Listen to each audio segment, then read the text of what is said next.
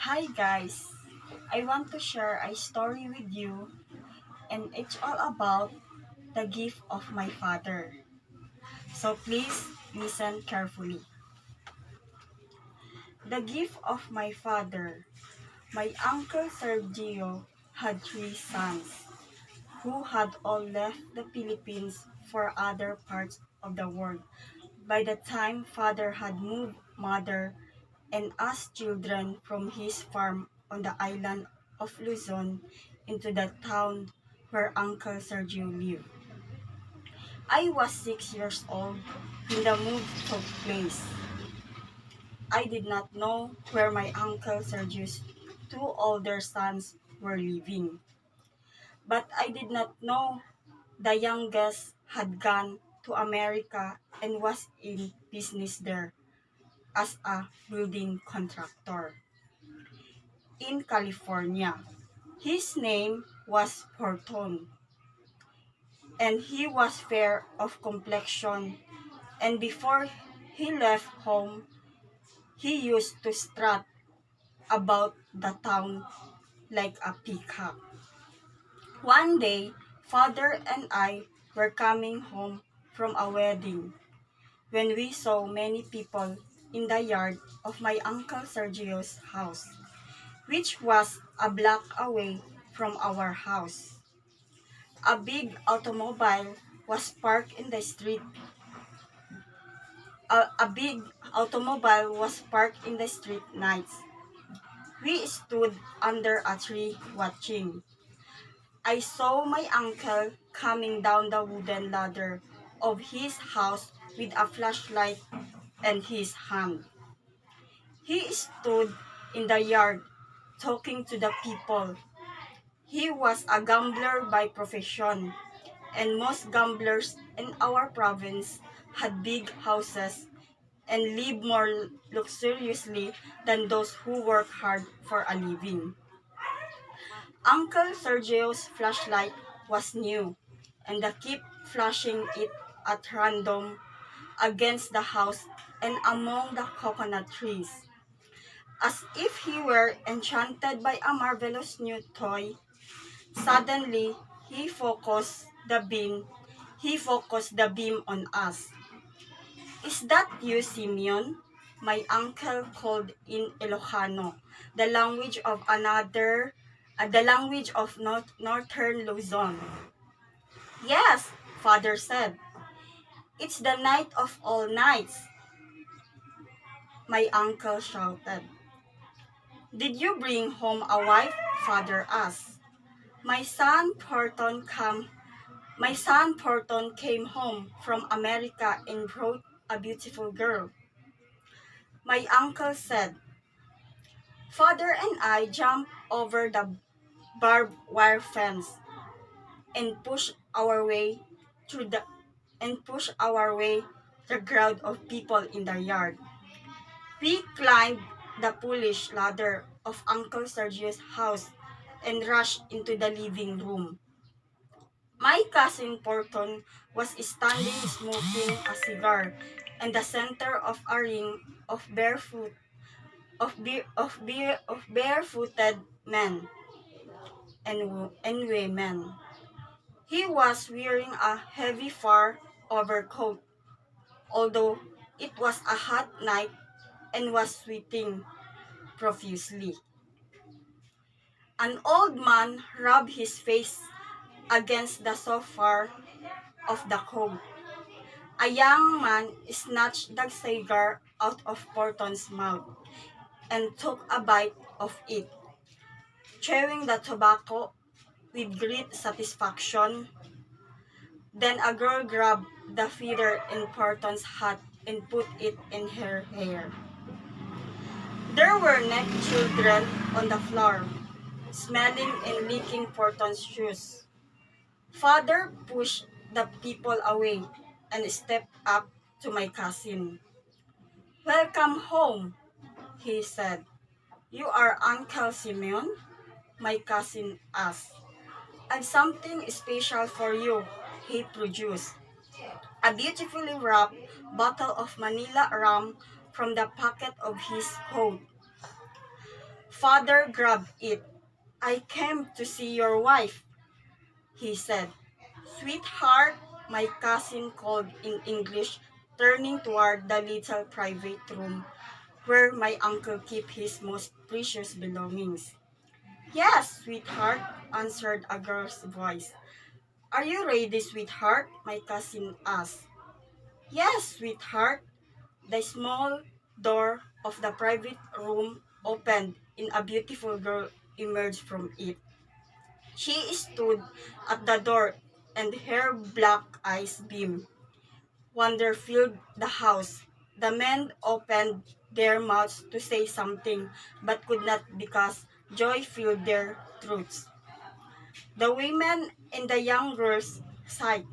Then my cousin approached the wonderful creature and put his arm around her slender waist. Meet the people, sweetheart, he said. I'm glad to meet you all, she said in Spanish. This is my Uncle Simeon, sweetheart, my cousin said. I'm glad to meet you, Uncle Simeon, she said, reaching eagerly for Father's hand. Father sparkled with, with gladness. Sweetheart, he said, shaking the girl's hand. Where are my cousins, Uncle Simeon? Horton asked. Your youngest cousin is here, Father said, pushing me forward. My youngest cousin is here, sweetheart, Horton said to his wife. The girl knelt on the floor and put her arms around me. Hello, she said. Say, sweetheart, Father said to me. Hello, sweetheart, I said. The marvelous girl got up and laughed beautifully. I like you very much, she said. Let's go outside now, my uncle said. Let's give the young couple some rest. The crowd started to go, but the young men all stopped before they went out the door and looked back at the girl. Good night, she said. My uncle Sergio, my uncle Sergio killed 3 pigs the next day and asked the neighbors to attend a feast in honor of his son and then wife and the wife he had brought home from the America. Father was enchanted by the girl. He went to our farm and came back to town with 2 sacks of fresh vegetables for the feast and a pair of old shoes he had used as a soldier during the Revolution. He even collected the white juice of a calachuchi tree and smeared it on the dusty shoes to improve their appearance before he put them on. Uncle Sergio's yard was full of people who had come from the village to look at the fabulous girl from America. They brought many gifts and put them in the yard. There were 3 Igorots there too. Headhunters from the mountains of Luzon. They wore G-strings and carried bows and poisoned arrows. They sat under the house with their dogs and talked among themselves. Father and several men gathered under the gunnery to talk. I tell you, she is Americana, Father said, looking toward my cousin's wife. No, my uncle protested. She is Española. Her hair is curly and light, isn't it? Father asked. But her skin is olive, my uncle said. I tell you, she is Americana, Father said. I saw one like her in Manila when I was 14. Just then, my cousin Porton came over to the group. What's all the argument about? He asked. It's about your wife, his father said. Your uncle says she is Americana. I say she is Española. You are both wrong. my cousin said. She is Mahikana. Father and my uncle looked at one another with doubt and amazement. They had never seen a Mexican girl before. They walked over to the girl, and the crowd followed them. All the men in turn touched her hair. They pinched her skin. They pointed at her eyes. They put their ears on her cheeks. They knelt on the ground and marveled at her legs. They looked at her breast and were amazed. The women were preparing long tables under the coconut trees and spreading food on them on banana leaves. They let the children eat under the tables. They told the young girls to sit at one side of the tables, and the young men at the other side, and asked the old men to sit by themselves at one table. My cousin and his wife sat at a table by themselves. My uncle hovered about them, running here and there to get what he thought they needed. Father sat with three old men away from the crowd. They were drinking from a gallon jar of wine. When Father saw me eating with the children, he leaped to his feet and rushed toward me. He took my arm and dragged me over to the wine jar. "Food isn't for you, son," he said. "I didn't eat since yesterday," I said. "Eating is only for donkeys," he said. He poured some wine in a cup, and I drank it without wincing. After a time, the eating was over. The tables were pushed out of the way. The dancing started, and the young people searched for partners while the older people began presenting gifts to my cousin and his wife. The Igorots gave a rattan hammock and went away with their dogs. An old man from a village near the mountains gave a honeycomb with the bees still clinging to it. The mayor of the town, had brought a young goat. The house was full of gifts. It was one of those lean years in our life, and Father was terribly frustrated because she had nothing to give the beautiful girl. He went to our house and looked around, tapping the walls in desperation and opening old boxes, hoping to find something for the girl. Once he stopped by the niche where Mother kept a miniature statue of the Virgin and the child. He lift, he lifted it off the pedestal and brushed it slowly with the sleeve of his shirt. Then he put it back and lighted the two candles under the niche. Soon Father left the house and walked along the street like a man who had lost his memory.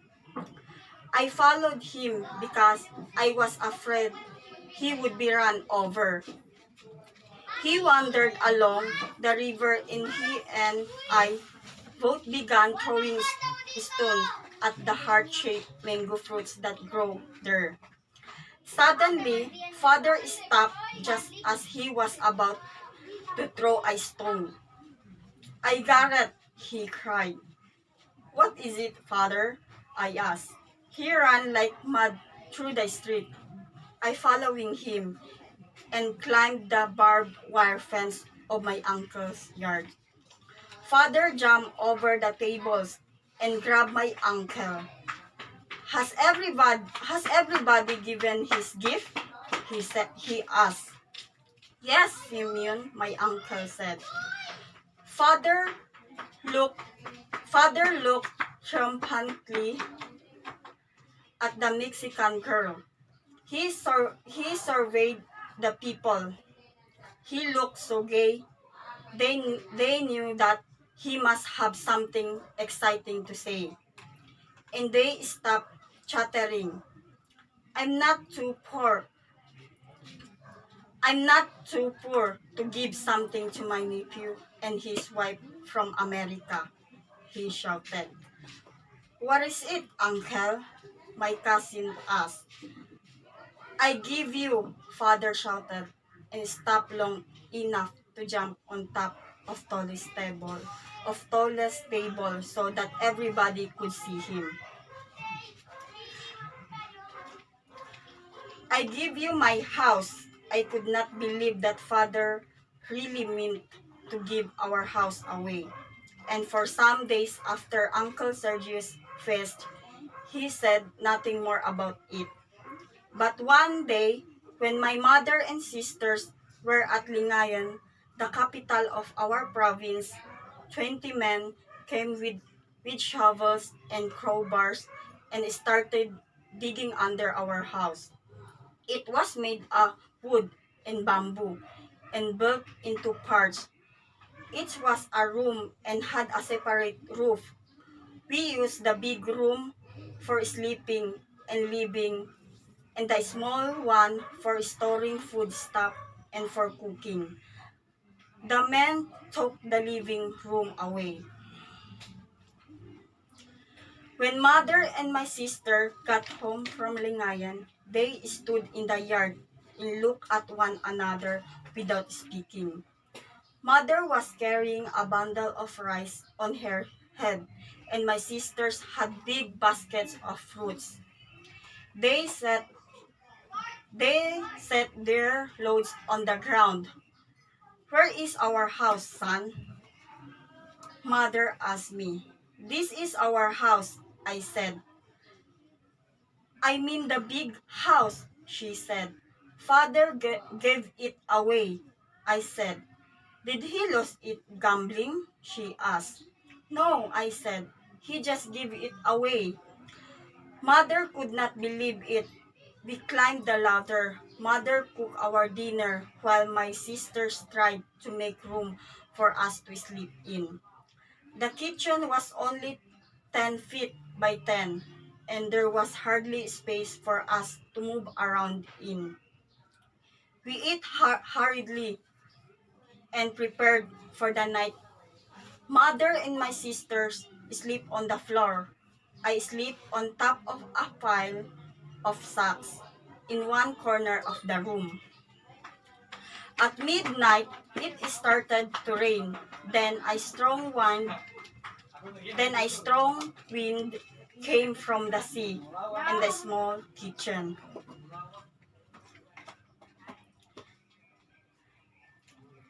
trembled under its force. Mother bolted the door and put rugs in the cracks in the walls. When father came home later, mother would not let him in and told him to stay outside and sleep in the rain. In the morning, we found father sitting on a big empty jar, which was on a bamboo raft, floating under the house. Mother took a crowbar and waded into the water and smashed the jar into little pieces, and father flopped into the water like a log. He screamed and jumped into his feet, shaking his clothes and flapping his arms like a wet duck. Mother struck him heavily across the face. This is my gift, she said. Thank you for listening.